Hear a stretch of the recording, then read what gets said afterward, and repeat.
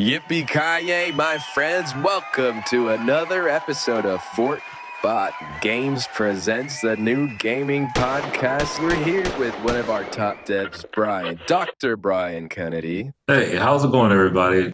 We're not going to mess around today. We're going to get right into it. Where's the gaming industry going to? So we want to take it back and kind of just go through the gaming industry then and now and where it's going. So you guys are FBG fans and just gamers in general that want to learn more about what Fort Block Games is all about, what our influences are, how passionate we are about gaming, how long we've been in gaming, and why we're excited where it's all heading.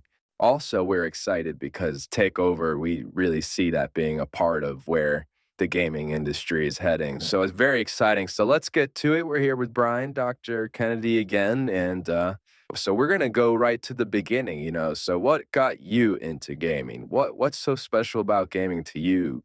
So, gaming for me traces back to like some of my earliest memories. Obviously, I'm from very unfortunate backgrounds, so I can remember it being like the center source of my entertainment. So I started back with Atari, yeah. But I didn't think I fell in love with gaming until Nintendo and Pac-Man. There was a version of Pac-Man that was released on Nintendo. It was one of the first games I ever really dove into. And I got super addicted. I was playing in my uncle's room in Gary, Indiana. I remember it like it was yesterday. And as soon as I played it, I was like, okay, this is like the greatest thing ever. I think my uncle noticed that. So I actually got a Sega Genesis like first day it came out, United States. I don't even think it was actually out even on the market, but I remember getting it, playing it. I beat Altered Beast the first time I ever played that game straight through without dying. And I was just like, I'm doing this for the rest of my life. I think I actually knew this as a child that I was going to make video games and work in the game industry and play video games until I die. So that's really what kind of kicked me off my love for gaming, and really kind of it took me there, took me into the arcades, took me to having Nintendo, Super Nintendo, Sega Genesis, Sega, everything. That was really the early stage of gaming, was a lot of single player or competitive in nature with the arcades, where it was a single player game, but you're battling for a high score. And then that's where Right. we get into like the next phase of gaming, when you start seeing PlayStation come out and you get into PlayStation 2. And then that's where things start getting interesting. Again, that's where the next evolution, I think, came in, where you go from these consoles focusing primarily on single player games and couch co-op experiences, versus now we're in the age where the internet is getting into the average household, and we have PlayStation 2 and we have Xbox original. Well, I think you skipping some steps in there, and in the whole journey of gaming. I mean, you got to think we had, man. So there was like when Nintendo, Super Nintendo, and Sega Genesis during those times came out. There was Neo Geo, the Panasonic system. There was Sega CD. There was the Sega 32X. There was all of these add-ons. I mean, the competition field in the game market today, I would say, is equivalent to what you see at that time, excuse me. The competition in the game handheld home console market at that time is what you see in the handheld market today, with all these different companies coming out with different systems trying to, get your money. The problem was some of these things were expensive, man. They were dropping consoles $600, $300 add-ons. It was kind of nuts at the time, but then you started to see the guys who really kind of had an idea of what they needed to do with the systems kind of start taking over the market. And I think that's where you're getting to, where you start seeing Sega came out with his Dreamcast system, and then PlayStation 2 just crushed it. And I don't think Sega really thought about how they were going to compete in the market and what they were going to do different, except for the internet. A lot of you guys don't know, but the in America, Sega Dreamcast was the first connected system. You plugged in an internet cord and it was on. Yeah, I mean, so it seemed like in those early systems, even after Super Nintendo, like you're saying, when you get into, before Dreamcast, there was still innovation happening with the consoles that were available with the add-ons. I remember the 32X on Sega, you plop that thing in the in the cartridge slot, and then I yeah, 64 Nintendo 64 had that little red cartridge thing you put in there Yep. on the in the 64. Boosted. Yep. So yeah, they were all about the graphics, and then Well, we'll talk about it. I remember the 64 kind of when it came out and you had that 3D space where you could run around with Mario.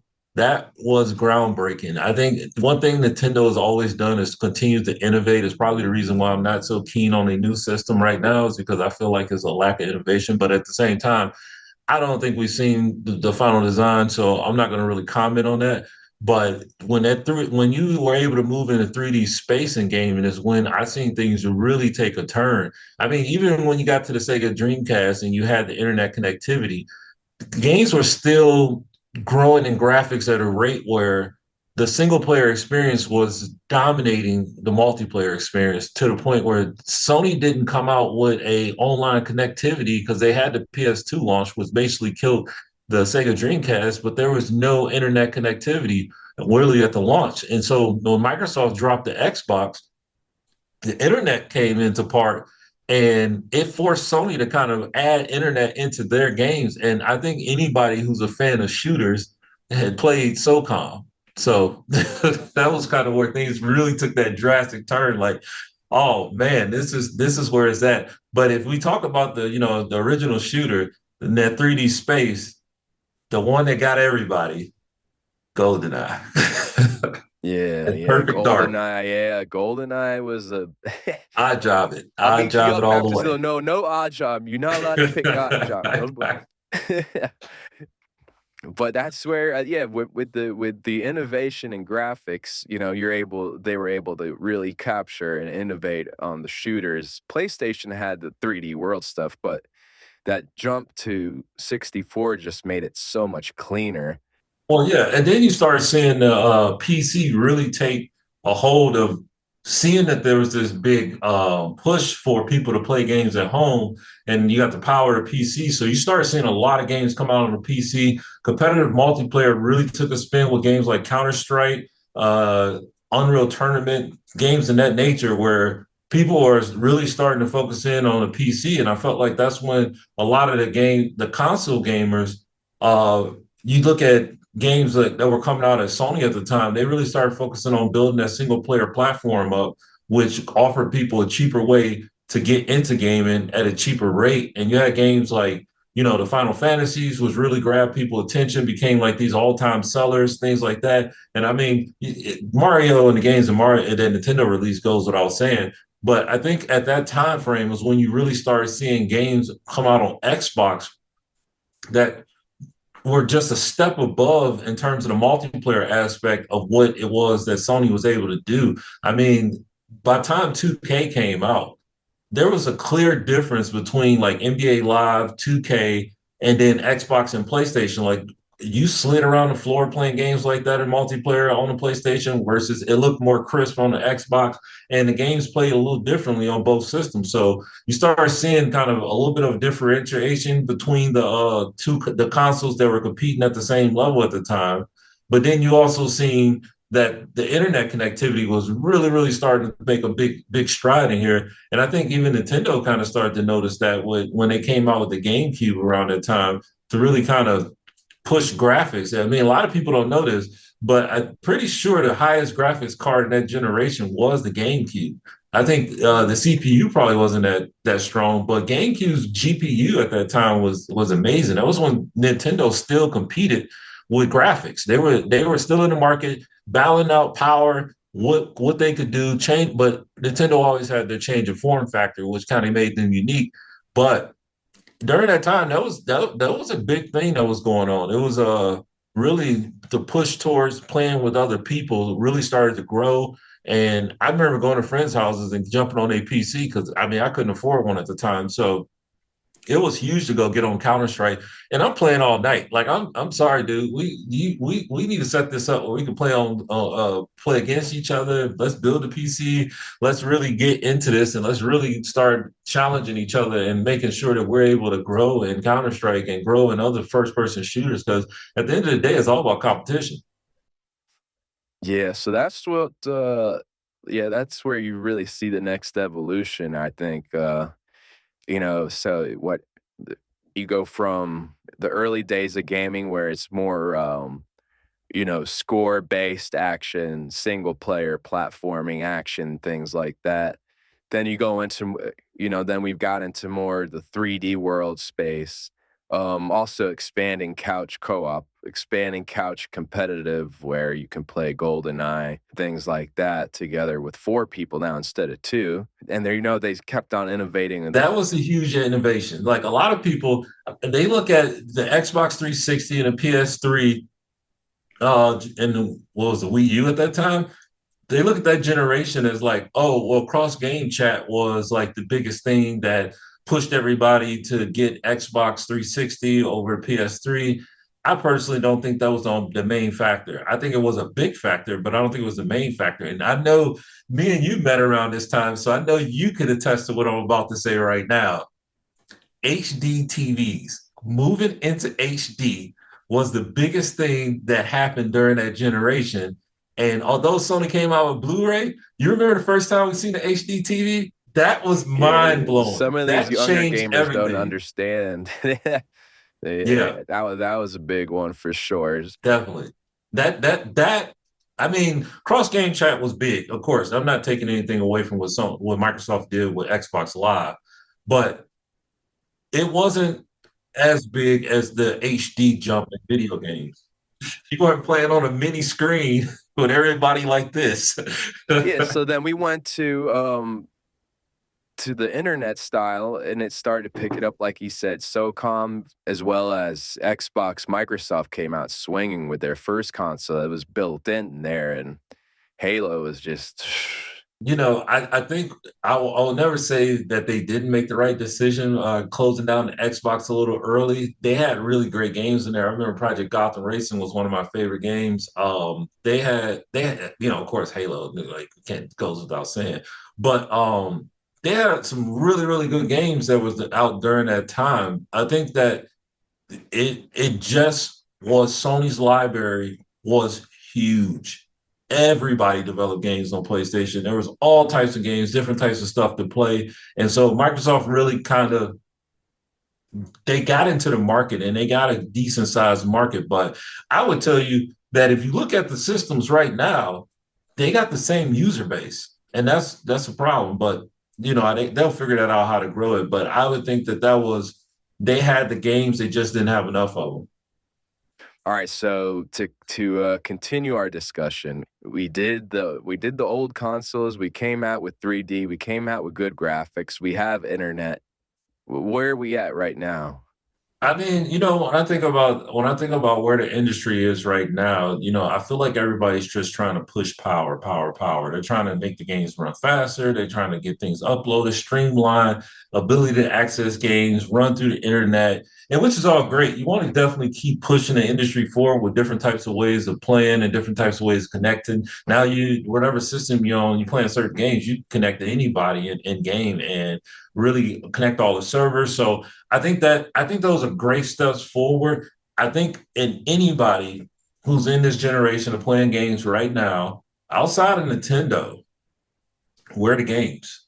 The games are the things that keep things going. The games are the things that keep us playing. They're the things we do want to keep being new. Now, I think companies get a lot of crap for not pushing out the next best thing all the time. But if I look at this year, I think there's been a lot of really good games on all the platforms this year. I think everybody's kind of did a good job in releasing games and keeping people engaged in the stuff that they got going. Um, the the thing that I think is really kind of struggled in this, and this is where we kind of designed the we designed Takeover. Because you listen to some people talking, they're like, ah, games today, they're so different. They're just like interactive movies, or they're not really engaging and fun. And I think when we looked at building Takeover, one of the big things was, how do we bring back that nostalgia of games being tough, you wanting to play the game, you have something new that you aren't doing that isn't normally done, and the game is still fun. And I think those are things that have kind of got lost in this new generation with the push of power. I mean, I think I've seen one YouTube short where the guy was talking about, oh, you got all the power, but where's the games? Is this a generation of power? Or is this a generation of games? That power talk narrative has really, really taken a front step forward versus the game narrative and what goes on. I mean, me and you had this discussion yesterday, and we were talking about the cinematic experience versus the smooth, quick 60 frame experience, and how with everybody pushing for power, the only way we're going to really experience that 30 frames per second cinematic mode is if you get an 8K TV going forward, because the power won't push it out at 60 frames a second. So I think that we are kind of losing sight of some of the core aspects of gaming in this quest for power. And not that I don't appreciate the quest for power, but I like to see the games trying to match up with what has already been established. What are the fundamentals and core concepts of gaming, so that we push forward with having a balance between both. Yeah, and I think that brings us to our next part. So we talked about where we are now in the gaming industry, and it seems to be agreed upon a wide base of players across many platforms is that it's, the games are stale. It's only a handful of games that are coming out now that are like classics, really good, not as frequent as before, and a lot of focus on cinematic experience. Well, I think the problem with that is too is that it's a major corporation driven dollar industry at this point, where everybody's chasing the same dollar as everybody else. I mean, and we talked about in our other podcast, Concord. Concord wasn't, let's say it all the time. Concord was not a bad game. If you even look at the advertisements, the game looks amazing. The problem is you're chasing the same dollar that's been done 30 times. And yeah, you innovate and add things new, but you're chasing the same market. And then you're putting a firewall in front of it with $40. It just didn't make sense. Yeah, so that was the other part of where we are now in the gaming industry. It seems like more so that businessmen are making decisions. They're having the integrity of the game compromised. Well, when I went to school for game development and design, one of the big things they always told us was, if you want to get a game pushed and funded, you need to have a great concept, maybe even have a demo or prototype, but you want to be able to give a 30-second pitch, elevator pitch, whatever, on what it is your game does and what it's doing. I feel like that's being lost in the major corporations, where they're not taking these guys who come in, really evaluating the ideas that they may have had, which may have led them to get into the game industry, and using those ideas to generate something better. Instead, it's like, oh, we have this game. What ideas do you have for this game? Rather than, I have an idea for a game. Now let's add in other people's ideas for this game that we all agreed upon like. And I think that's a different take than what we took in developing Takeover, and mainly I guess because we're independent. But with Takeover, we had a core concept for what we wanted to do, and then when we met with everybody, we took in ideas and we added those into the game to make it different. And I think that's being lost in the industry now.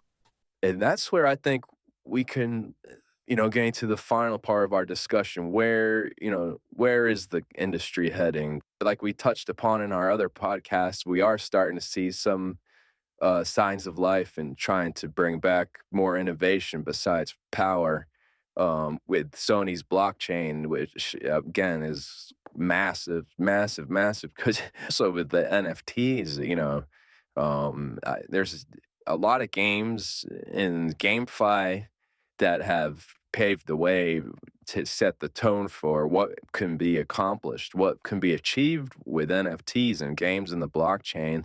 We're able to bring elements from GameFi and tap into GameFi and use the added benefits of what that brings to the gaming experience as with anybody on our team that doesn't know about blockchain, but now are able to see what is actually possible with it, that it's more than just a picture of an ape, like that it's not what an NFT is. There's so much more to it. And that's what we're doing with Takeover. So it's exciting to see all the stuff that we're trying to do with NFTs and blockchain, and Takeover is making its way into mainstream. So that I think that's something to be really excited about, to actually play Takeover on a PlayStation console. Oh yeah, I want to play. I want to play Takeover, period. But I want to play it on consoles that I've grown up and loved to play with.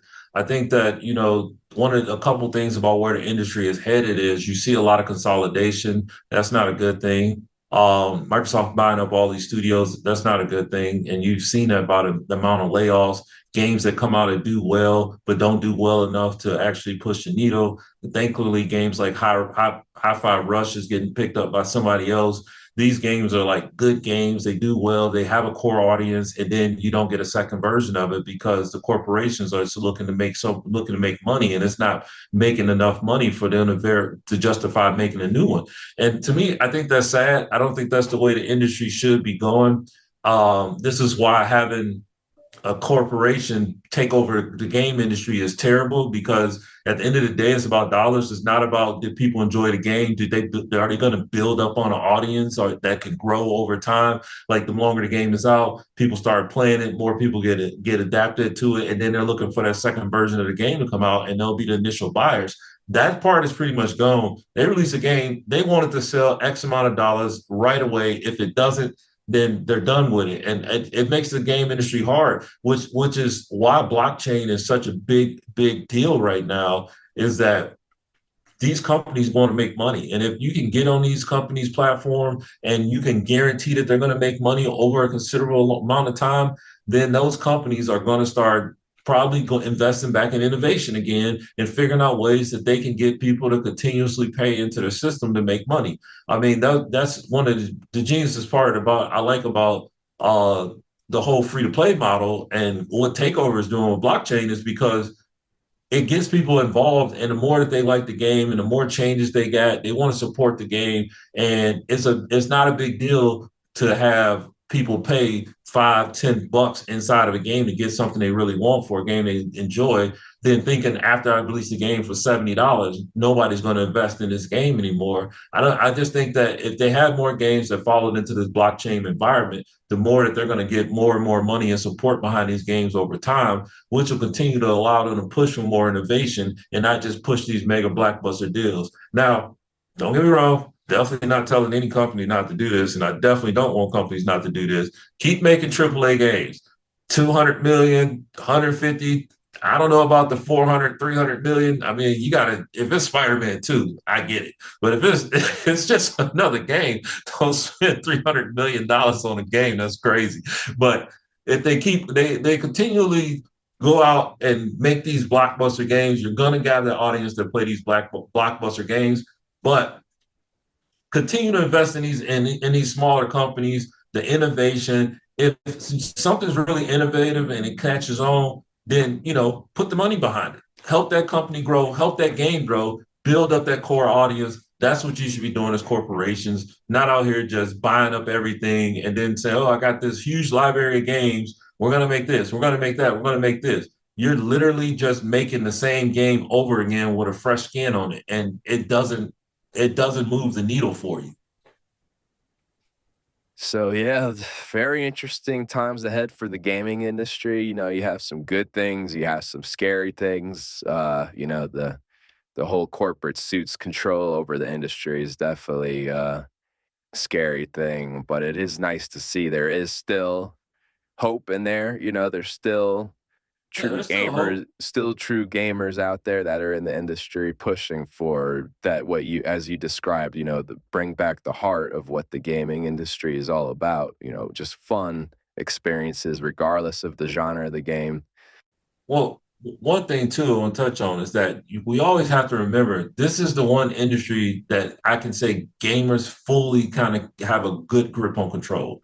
If you don't like it, if you don't like what a company is doing, don't buy it. Don't feel like you're forced to buy a game just because people are buying it and trying it out, because your money may be wasted in 30, 60 days. I mean, I guess that's a good thing about the Game Pass route, is that you can try out all these games, but then it starts to feel like a bunch of shovelware no matter how many games they put out when you're just charging people a minimum price to play it. You're like, how much could you really invest in changing and innovating this game when you don't, when you're just putting out content? So my thing is, control the industry with your pockets. If you don't like what a company's doing, you don't support what that company is actually. And I'm not talking about the indies. Support the indies. I'm talking about these major corporations. If you don't like what they're doing and the way they're going, don't buy the product. They'll learn their lesson, and they'll start really trying to really doing kind of what we're doing, is reaching back into the roots of gaming. And I think you see a lot of this happening too with all the remasters. You see a ton of remasters happening, and that's because, you know, before it was just a race for power, there were games that came out that were actually good, that were actually innovative and changed the way you looked at games. So keep continuing to invest with your dollars, and send your message loud and clear to these companies. Like, you don't want to put up with the BS. You want the good stuff. Yeah, and that's gonna be Takeover. That's the good stuff right there. Yeah, definitely.